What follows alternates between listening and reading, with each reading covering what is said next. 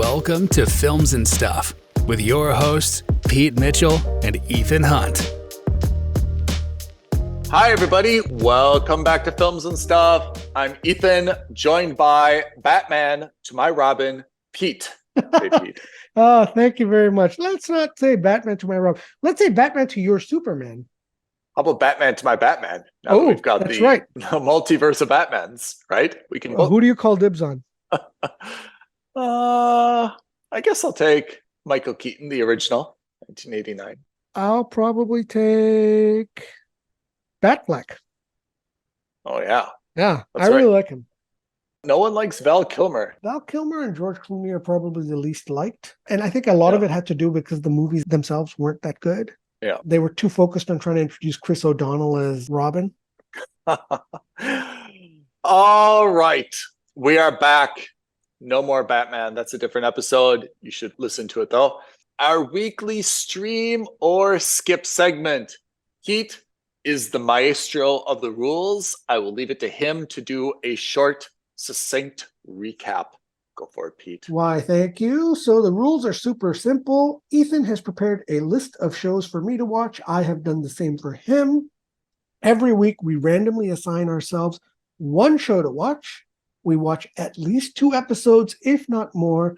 And then on the basis of those episodes that we have watched, we determine if the show is worthy of being streamed or skipped. That's right. And you and I are probably about equal in terms of the quality that we've had to watch this year, right? We go in kind of like phases. We go in phases, but on average, we're not a million miles from each other. We're hovering at about mooch someone's password. Yeah. But last week was a banger, right? We had Rabbit Hole on Paramount Plus. I had Silo on Apple TV Plus. Oh, yeah. This week, maybe not. Yeah. So this week, you assigned me Truth Seekers on Amazon Prime. And right away, when you say Amazon Prime, it makes me a little bit skeptical because Amazon Prime is not known for a deep roster of stuff, right? It's not, no.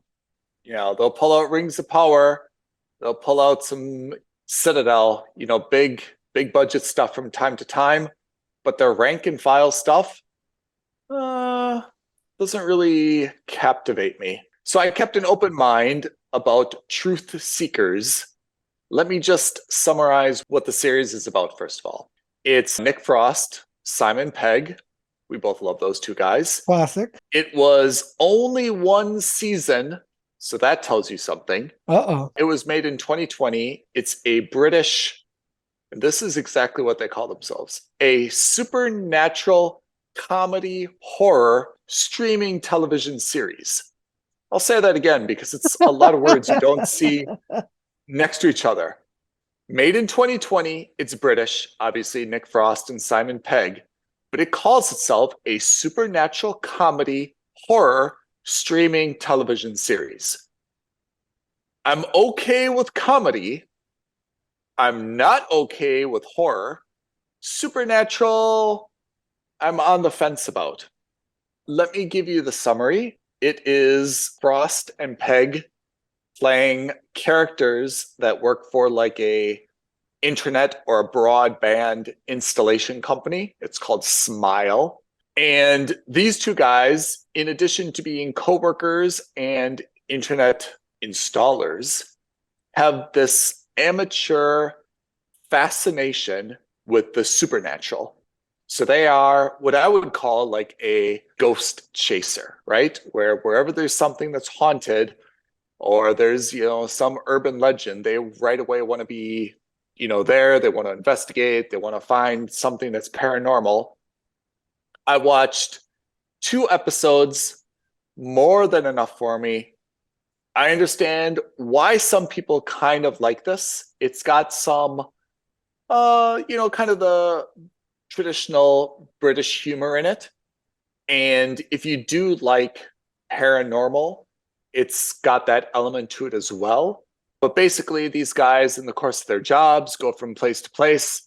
They encounter supernatural phenomena. They investigate them, and then they meet this other nice young lady who has the same passion that they do and has claimed to have been haunted by several ghosts. They all team up and they try to find out what's going on here. I didn't watch the conclusion. What is interesting is that the young woman who they team up with is Emma D'Arcy. You recognize that name? From House of the Dragon? From House of the Dragon. It's Rhaenyra. Oh my god, okay. Totally unrecognizable. Rhaenyra, recall, is a young, very blonde Targaryen. In this show, her name is Astrid, and she is kind of what you would think of, I don't know, a northern British paranormal enthusiast. Yeah. Very different haircut, very different color, looks not whatsoever like a Targaryen. So what can I say about this show to kind of summarize it quickly? It hasn't been renewed. That tells you not everything you need to know, but at least something that you need to know. I think critically, it's gotten a lot of recognition that it's kind of smartly written. It's got a unique premise. It's got some passion behind it. Frost and Peg always give their best efforts, but it's kind of trying to straddle worlds, and that's tough to do, to be scary and to be supernatural / paranormal and be a comedy all at the same time. Throw in the fact that it's kind of British humor, which has its own, let's say, rhythm or twang. And you can see why this does not appeal to like a broad swath of folks.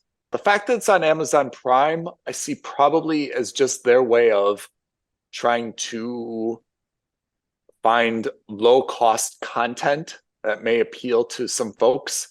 But again, with one season, as you're often fond of saying, what's the point of kind of getting emotionally invested in it? Hey. I felt the same way, but I have to say, this is not at all my style. 2 episodes and I was done. I give this a skip, and I hope that Frost and Peg can find a new passion project. By all means, bring back Targaryen. I would love to see her in something else where she's got blonde hair again instead of this kind of brown mullet that she's sporting here. And that's really about all I've got to say about it. Oh, well, that's a shame. I was hoping that Frost Peg dynamic duo combo would come back, right? Or would be able to deliver something funny, because their movies are excellent, generally very well liked. But it's a shame that's not the case. Yeah, they have a very good rhythm and chemistry. And I do admire them doing something different. I mean, it's definitely hard to stand out in a comedy, and comedy is what they do best. Right. But the idea of the paranormal, supernatural, horror, it's just coming off wrong. And again, like, am I supposed to be laughing? Am I supposed to be scared? Is it supposed to be creepy? It's kind of all those things mixed together, and it just doesn't it doesn't flow very well, and it's not really enjoyable, I found, like, to watch all these things. And you know my feeling about horror and like scary stuff, absolutely not for me. And by the way, this isn't like, it's not horror in the sense of like bloody, gory, stabby stuff. I'd say like suspense is more like it, you know, the creaky stairs and the dungeonish basements and stuff like that, you know, like it's more like creepy, spooky, suspenseful than really like horror stuff. But the idea is that they're just combining kind of a lot of stuff. Not my style. It's a skip, and I don't think it's a close call, to be honest. Okay. At least we've done a service for the viewers, listeners in this case. No need to watch Truth Seekers on Amazon Prime Video. And once again, as a public service to Amazon Prime, I really encourage you to upgrade your video library, because to be honest, apart from your 2 big money spenders or budgets, which is the Rings of Power and also Citadel, there is really, really an absence of high quality content on Amazon Prime Video right now. Yeah, I think they'd be much better off spending, instead of 300 million on one season of Citadel, spend 300 million and get, 5 different shows and add to the library. We've said this time and time again, but I think it's worth saying. If you look at what Apple TV Plus has right now, it is unbelievable. There is a significant amount of original content with good variety on Apple TV Plus. And it's really a little bit frustrating, I guess, that we haven't seen Amazon, do the same thing with lower budget, but still quality things, right? There's a bunch of relatively decent stuff that you could watch on Apple TV Plus. Not all of it is as high profile as the things that Amazon is trying to do, but it at least gives you more variety. I agree. When we start working for Amazon, that's what we'll do. We're available. Okay. Let's transition over to my show this week. I had to Tell watch me. Treason on Netflix. I think Treason is, again, exactly the right kind of miniseries you want on your streaming platform. Okay.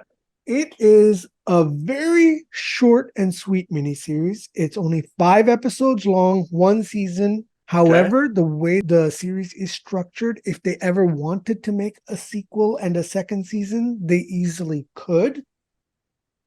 The premise is that the head of MI6 in London has been poisoned, and his deputy, who's played by Charlie Cox, takes over while the boss is recovering. Exactly. Oh, cool. Simultaneously, we learn that a Russian spy, who, as you wouldn't be surprised to learn, Charlie Cox has previously had a romantic relationship with, is now investigating the deaths of her former colleagues. And in doing so, she's kind of getting involved in British espionage affairs. She's a Russian lady. And so Charlie Cox's character gets drawn into this spy's web. And of course, the Russian spy is played by Olga Kurylenko, who you will probably remember as Taskmaster in Black Widow. No way. She was also in Hitman. Oh man, that's great. So we know that she's a physically capable actor. She's almost perfect for the espionage genre. And obviously we learn about everyone is trying to figure out who's killing who, why they're being killed, and does the boss who was poisoned, does he have more information that he wasn't sharing with anyone? All these kinds of, the typical mystery elements that you would see in an espionage thriller. Yeah. You get a lot of that. So the show itself, very, very, very high quality production. It is your stereotypical British drama. For those who aren't aware, modern British dramas have incredible production values. They all look like they could be movies. Yeah. Like it's really high quality stuff. And the reason they can pay for that is because they don't produce 12, 22 episode long seasons. They're very tightly focused stories. So if the writers say, hey, look, this story can be done in 3 episodes, no problem. We'll fund it for 3 episodes and we won't cut your funding. We'll give you the full budget that you need for it. So they're not worried about spreading money over 22 episodes or over 12 episodes. They know that they'll be able to spend the money they need to do that. It's very similar to the spy thriller we saw on Apple TV, similar to Slow Horses and the other one with Ava Green, Liaison. Yeah. So it's very similar to that. However, because it's not really doing anything new, you can see some of the twists coming. I saw all 5 episodes. I finished the entire series because, again, 5 episodes? The whole series is... That's it. That's the beauty of it, right? It's such a short and sweet watch. You could easily do it in a good weekend. And Yeah. it's not going to, rock your world in any way, shape, or form. But if you're bored and you're looking for a really solid drama to watch, this is it. It's really, really good in that sense. It's very enjoyable, not incredibly thrilling like you remember The Old Man. Oh, yeah. It's not super action packed like The Old Man. It doesn't have the suspense that Slow Horses had, because I think that also had a much bigger plot. This one is a little bit more, let's say, local. Right. It's good. It's good. It's a very solid mooch. If you're in the mood for something that's in that genre, you won't find much that's better It's on Netflix. on Netflix. And how is Charlie Cox? Charlie Cox, I think of him as Daredevil, right? Yeah, so here's the funny thing. I was watching an interview about Charlie Cox, and he was talking about one of the problems he's had since he got hired for Daredevil is that his other auditions have been colossal failures because he did so much work and effort into becoming Matt Murdock and pretending to be blind that when he went into auctions, he would avoid eye contact. He would look to the ground. He would kind of do the things that inherently that a naturally blind person would do. And he said that it killed a lot of his auditions. And it reminded me very much of the same thing happened with Austin Butler. So Austin Butler played Elvis in the Elvis movie. Oh, yeah. The same thing happened to him. So if you watch Austin Butler's interviews, you don't even need to see auditions. Interviews of Austin Butler the year before he was Elvis, and then after he got cast as Elvis, and then after he filmed Elvis, you can see that transition of how his voice and his speech patterns changed. Oh, man, to become that's crazy. more and more like Elvis. There's on YouTube, look it up. There's an incredible cut of them showing interviews before, during, and after him filming, and how much he changed, not just in terms of his physical demeanor, but also the vocal tics. He sounds like Elvis by the end of it. Oh, it's that's unbelievable. So crazy. Yeah, and it also just goes to show you how dedicated these actors are, right? So, because when you see Charlie Cox as Matt Murdock, you believe that he's a blind guy with superpowers, right? You just understand it. He's so convincing. But anyway, going back, Charlie Cox, excellent. Olga Kurilenko, excellent. Una Chaplin is in this. She plays Charlie Cox's wife. Also very good. Man. We've seen her in Game of Thrones. Else. Yeah. This is not something you need to go buy a subscription to Netflix for. However, if you've already got Netflix and you've got a few hours that you want to kill with high quality content, this is it. Or, if you can borrow your brother's or your girlfriend's or, your best friend's password, go for it. You're not going to be disappointed in watching this. I just don't think you need to rush out and watch it immediately. There is a lot of quality content out there to see. I mean, even I'm behind on Silo. I'm probably behind on Rabbit Hole. There's new stuff being announced, but sometimes, yes, you just need 5 episodes and you just need to knock them out. This seems like it would be not watching it one by one as background. It seems like you've got a Saturday night. You're just going to stay in and you're just going to pound out 5 episodes. You're going to pop open a few beers. You're going to order in some pizza. And, you don't want to sit through an epic series that has multiple seasons. Yeah. You don't want to sit through something that's too deep for you. This is exactly right. Yeah. This week was kind of a letdown for both of us. What's our assignments for next week? Okay, perfect. So we're both on Netflix next week. You will be watching Virgin River.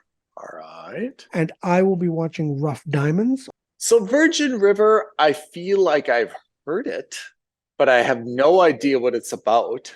I have exactly the same as you. I've heard so much about it. I believe they're 4 seasons deep with a 5th season being renewed. It's made a lot of noise because I guess it's a popular show, but I know nothing about it. I haven't even watched a trailer. So I don't know what genre it is, but whatever it is, be fun to go into it a little bit blind, you know? Yeah, exactly. So that's why I thought it would be good to put on your list. Whereas Rough Diamonds, I've heard a little bit about. I believe it's a fictional drama, but about the diamond trade. Yeah. So again, that could be fun. It could be exciting. It could be a little bit like, on the crime side. It could be on the, we don't know. So I'll find out more. This is a big week for Netflix because we've been struggling a little bit to find some good content on Netflix. After Beef, I think we have been struggling to find something that was like really, really compelling on Netflix, right? Yeah. So Netflix's new releases this year have mostly all been bangers, right? We had Kaleidoscope, Unstable, Beef, Diplomat, and Fubar. Yeah, that's surprising. Okay. Netflix as a whole, in terms of other shows of this year, has kind of been below a mooch. No good. No bueno, as you would say. Yeah, exactly. All right. Well, let's see if Netflix can redeem itself. Yep, these are two. Rough Diamonds for Pete, Virgin River for Ethan. Let's see what we can get here.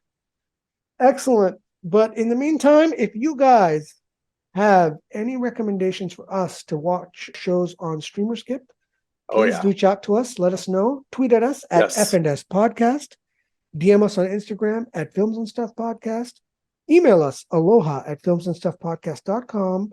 But as always, the easiest thing you can do is like this video, subscribe to our channel, hit the notification bell, and leave us a comment. Any one of those 4 things will help us out greatly and will help us interact with you almost immediately. We are pushing to be approved critics on Rotten Tomatoes. We just need a few more downloads to qualify. Anything you all can do would be hyper appreciated, if you allow me to say. Indeed. Viewers, listeners, that's it for this week's episode of Stream or Skip. Pete, as always, a pleasure. Wish you luck with Rough Diamonds this week. And you with Virgin River. Thank you all. Have a great week ahead. Thanks, Ethan. Thanks, everyone. I know. Thank you for listening to another episode of Films and Stuff. If you haven't already, please subscribe and review on Apple Podcasts, Spotify, or wherever podcasts are downloaded. Films and Stuff. There is no substitute.